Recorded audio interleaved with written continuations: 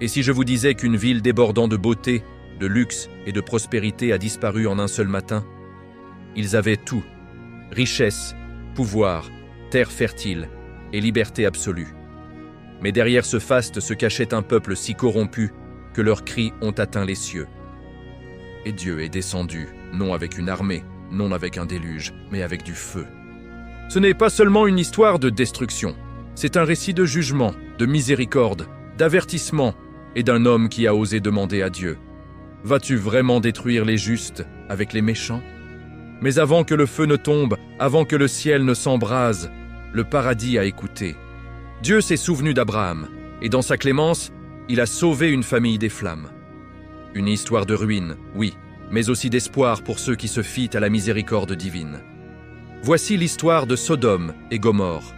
Il y a bien longtemps, dans les terres antiques de Canaan, deux cités s'élevaient fièrement dans la vallée du Jourdain: Sodome et Gomorrhe.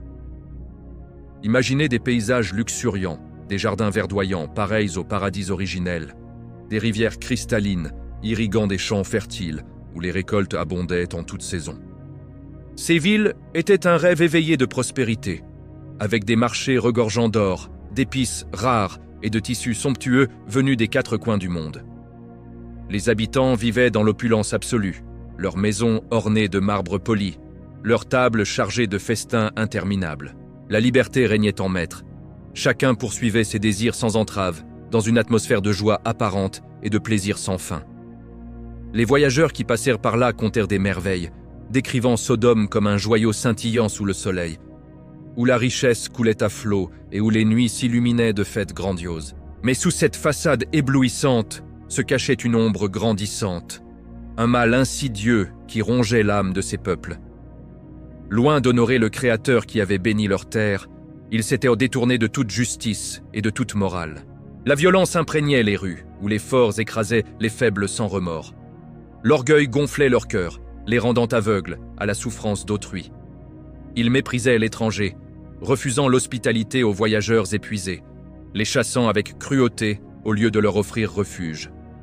Les opprimés gémissaient en vain, car les riches, repus et indifférents, ignoraient leurs plaintes.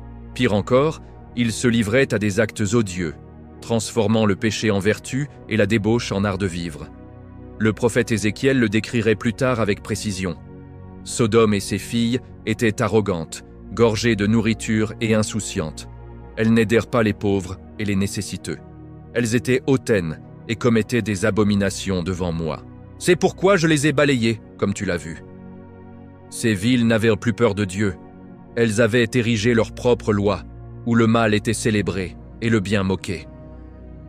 Les cris des innocents montaient jusqu'aux cieux, un hurlement collectif de douleur, d'injustice et d'oppression qui ne pouvait plus être ignoré.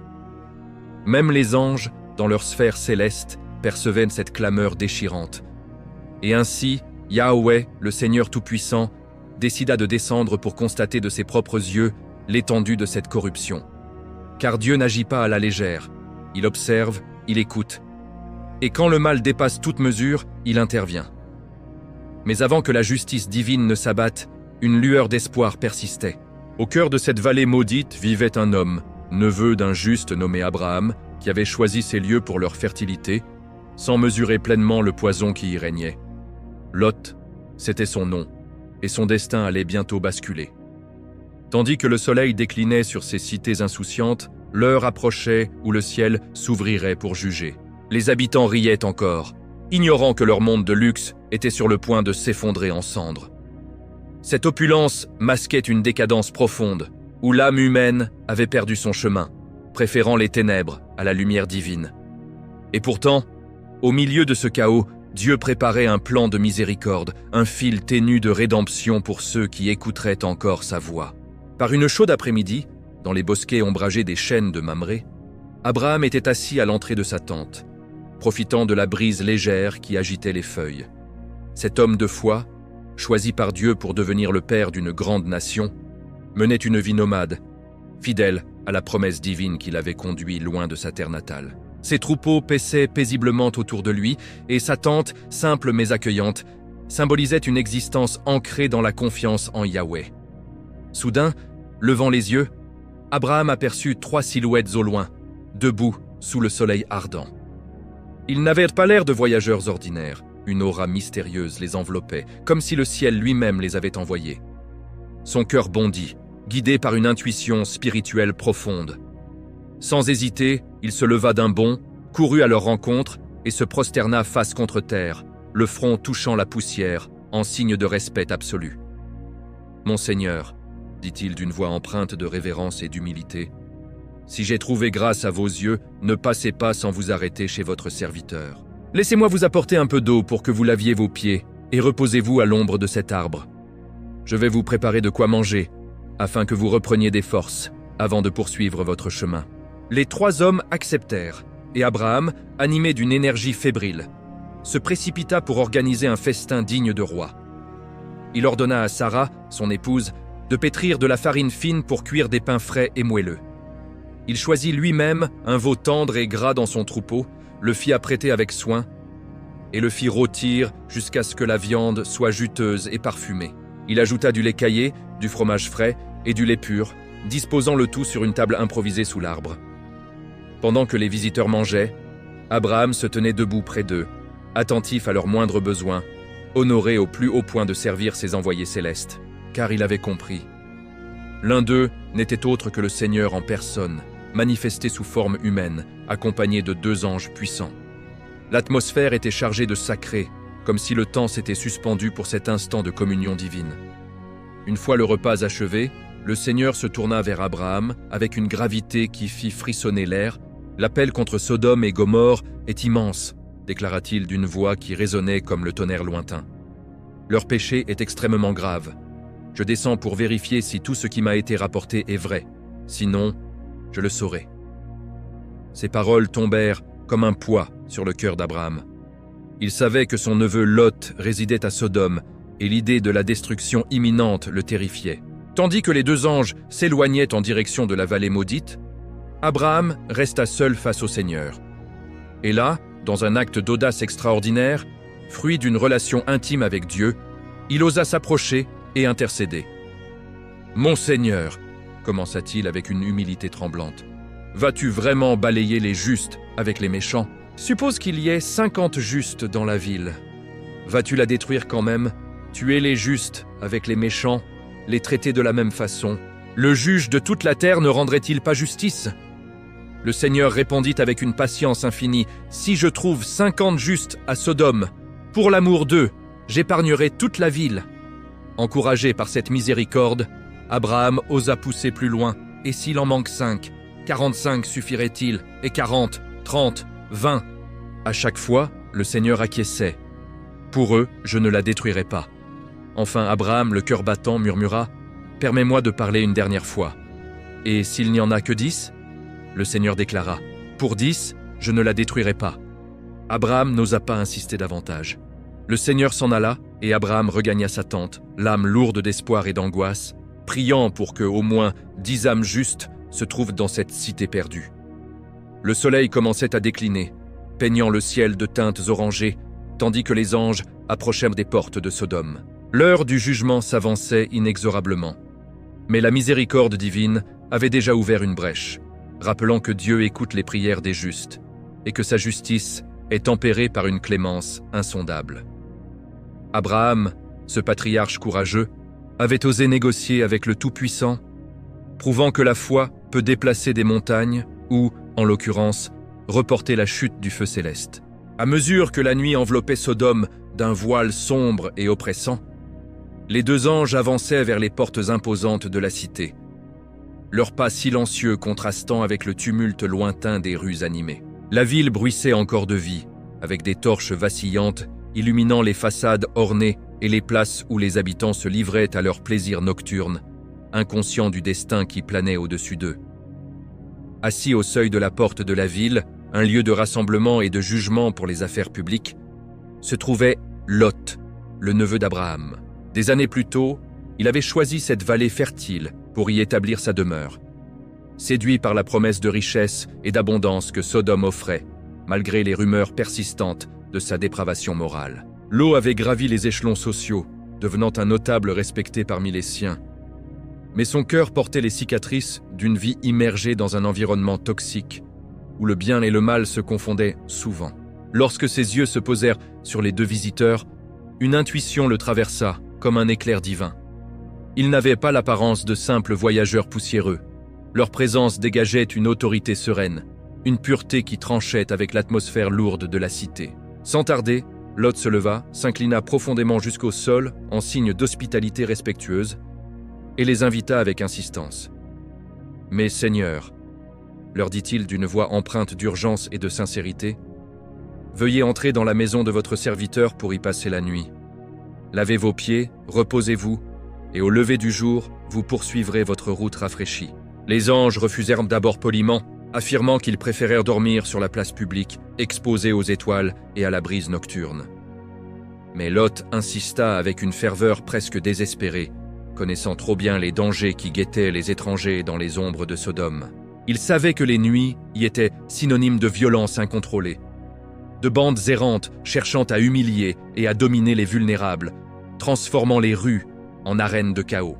Sa persistance finit par convaincre les visiteurs, et il les guida jusqu'à sa demeure, une maison spacieuse aux murs solides, entourée d'un jardin autrefois florissant mais maintenant imprégné de l'odeur âcre de la décadence environnante.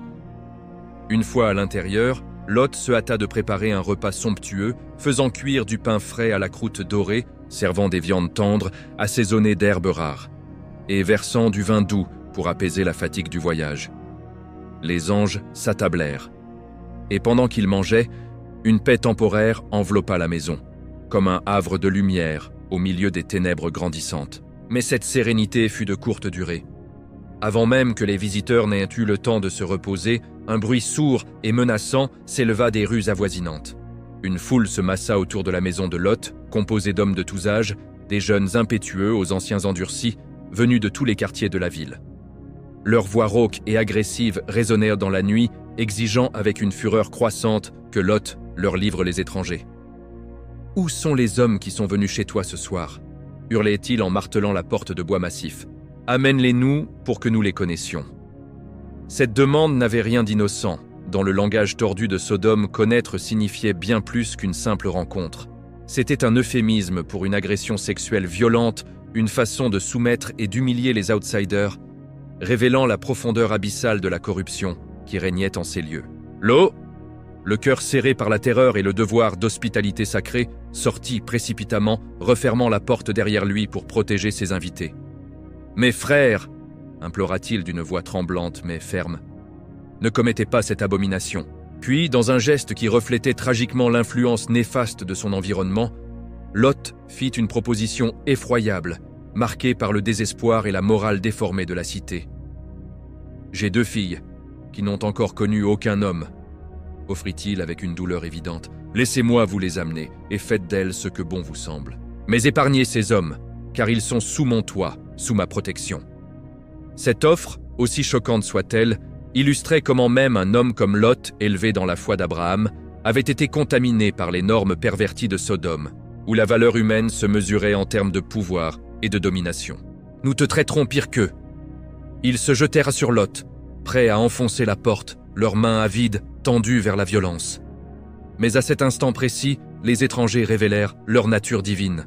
D'un geste fluide et puissant, ils étendirent les mains et frappèrent la multitude d'une cécité soudaine et totale. La panique s'empara de la foule. Les hommes titubaient, se cognant les uns aux autres, tâtonnant les murs dans une obscurité impénétrable, leurs cris de fureur se muant en hurlements de confusion et de peur. L'eau, stupéfait, réalisa alors pleinement qui étaient ses hôtes. Des messagers de Dieu, porteurs d'un pouvoir céleste capable de renverser les forces du mal en un instant. Les anges, impassibles, se tournèrent vers lui avec une urgence renouvelée. « As-tu d'autres personnes ici, des gendres, des fils, des filles, ou quiconque t'appartienne dans cette ville ?» demandèrent-ils. « Rassemble-les et sors d'ici sans délai.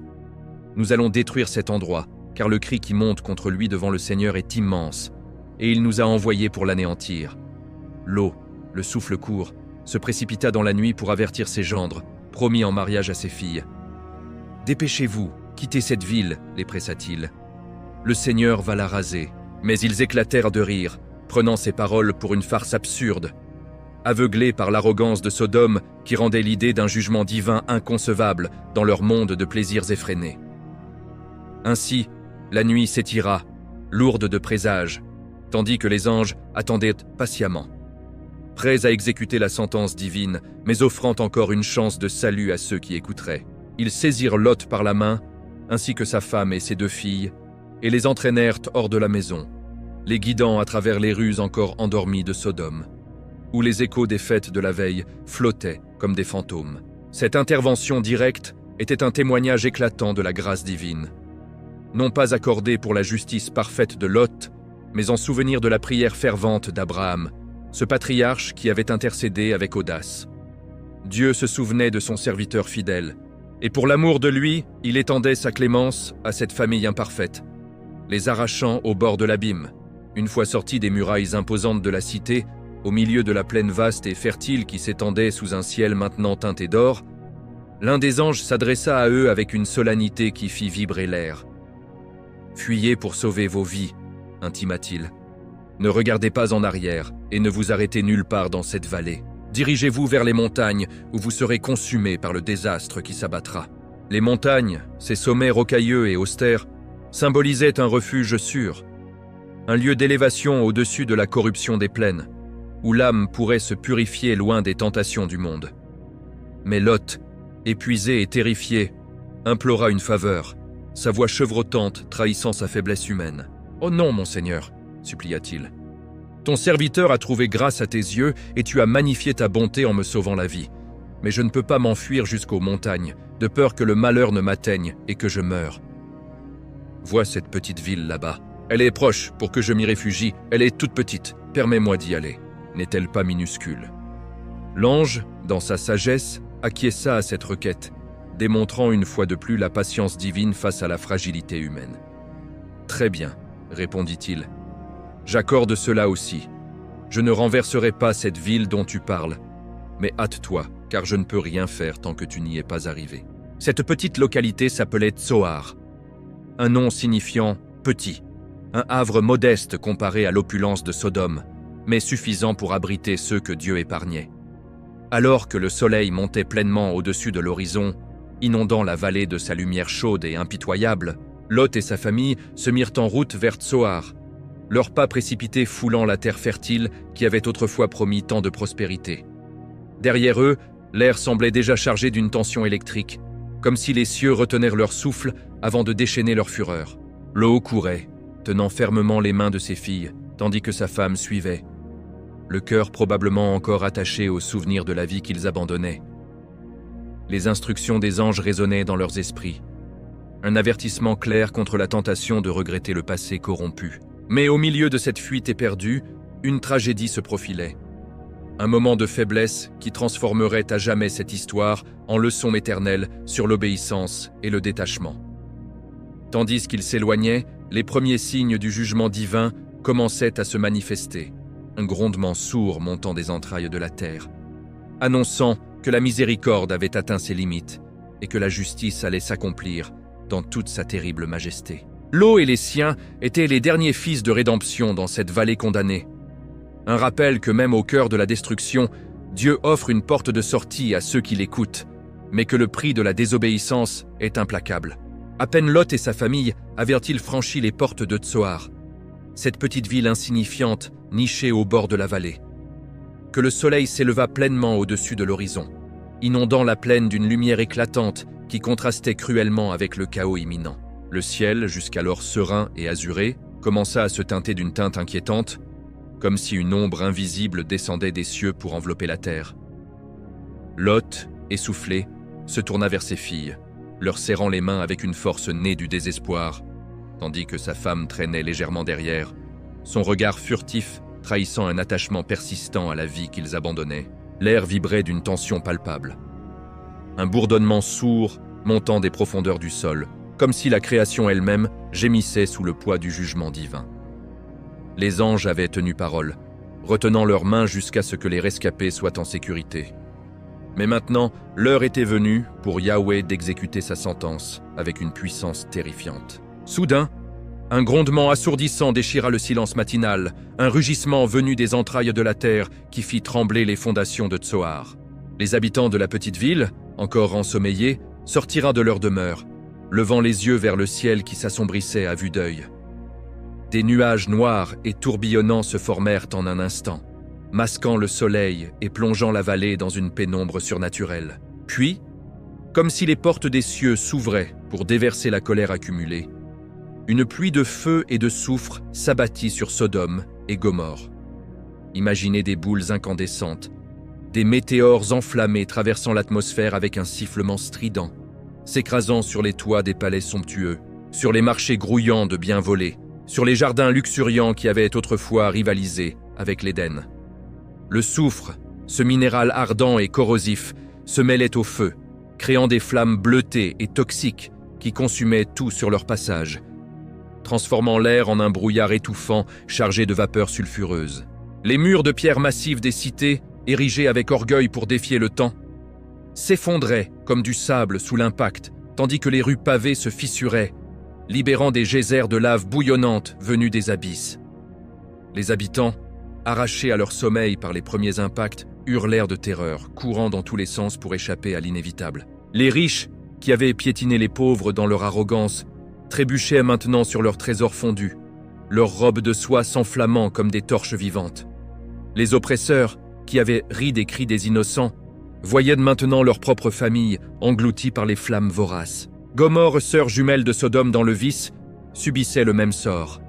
Ses tours élancées s'effondrant en cascades de débris enflammés, ses canaux irrigués se transformant en rivières de feu liquide qui dévoraient les champs fertiles, réduisant en cendres les vignes lourdes de fruits et les vergers parfumés.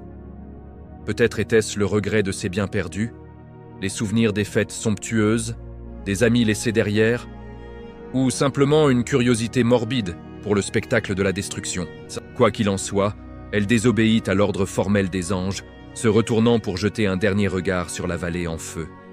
À cet instant précis, une transformation surnaturelle s'opéra, rapide et inexorable. Sa peau se mit à pâlir, comme recouverte d'une fine couche de givre salin, ses membres se raidissant sous l'effet d'une force invisible. Des cristaux de sel se formèrent sur ses joues, ses bras, ses jambes, envahissant son corps comme une vague cristalline, la figeant sur place en une statue immobile et blanche, un pilier de sel dressé au milieu de la plaine. Ses yeux, figés dans une expression de regret éternel, reflétèrent les flammes distantes, tandis que son cœur, encore attaché au monde corrompu, la condamnait à partager le sort des damnés. Lot et ses filles, horrifiées, durent continuer sans elle, ce pilier servant de monument muet à la dangerosité de regarder en arrière, de s'accrocher aux chaînes du passé au lieu d'embrasser la délivrance offerte. Ce geste, si humain dans sa fragilité, soulignait la nécessité absolue d'une obéissance totale à la parole divine, car la miséricorde de Dieu, bien que généreuse, n'admet pas de compromis avec le mal. Tandis que les flammes achevaient leur œuvre destructrice, laissant derrière elles un paysage désolé de cendres fumantes et de ruines noircies, Lot réalisa que même Tsoar n'offrait pas une sécurité durable. La peur l'envahit, craignant que la petite ville ne soit finalement touchée par les retombées du jugement ou par la colère résiduelle des cieux. Il décida donc de quitter ce refuge précaire, emmenant ses 2 filles vers les montagnes escarpées qu'il avait initialement redoutées, ces hauteurs rocailleuses où la vie serait rude mais pure, loin des vestiges de la corruption. Ils gravirent les sentiers escarpés, leurs pieds foulant des pierres anguleuses sous un ciel maintenant dégagé, mais marqué par une colonne de fumée noire s'élevant de la vallée comme un signal funèbre. Dans une caverne isolée, creusée dans la roche par les âges, ils trouvèrent un abri temporaire, un lieu de solitude où le silence régnait, interrompu seulement par le vent hurlant et les échos lointains de leur perte. Là, dans l'ombre de cette grotte humide et froide, une suite tragique se déroula, reflet persistant de l'influence néfaste de Sodome sur les âmes.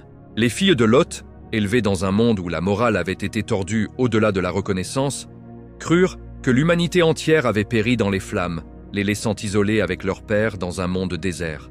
Pour préserver leur lignée, elles ourdirent un plan désespéré et immoral, faisant boire du vin à Lot jusqu'à l'ivresse, et chacune, à tour de rôle, conçut un enfant de lui dans l'obscurité de la caverne. De ces unions nées du désespoir naquirent Moab et Ben-Ami, fondateurs des nations moabites et ammonites, peuples qui porteraient en eux les stigmates du péché originel de leurs ancêtres et qui deviendraient dans plus tard des adversaires d'Israël, rappelant que les conséquences du mal se propagent à travers les générations.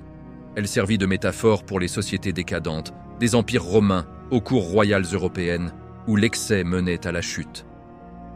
Dans les sermons des prédicateurs, elle surgissait pour exhorter les fidèles à la vigilance, à ne pas se conformer au monde, mais à se séparer du mal comme Lot l'avait fait, bien que imparfaitement.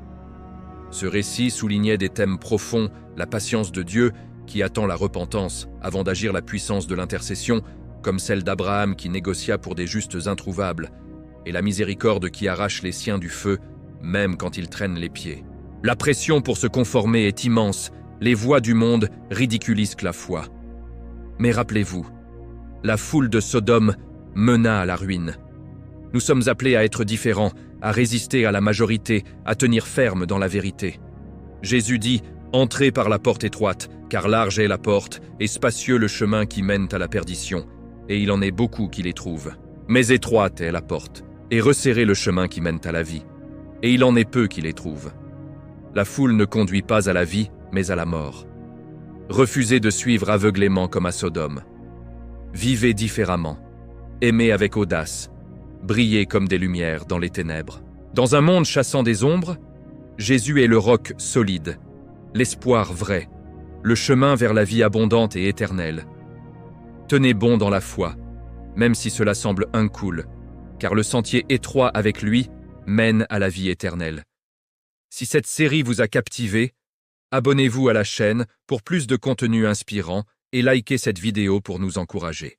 Votre soutien nous permet de partager ces récits puissants avec le monde entier.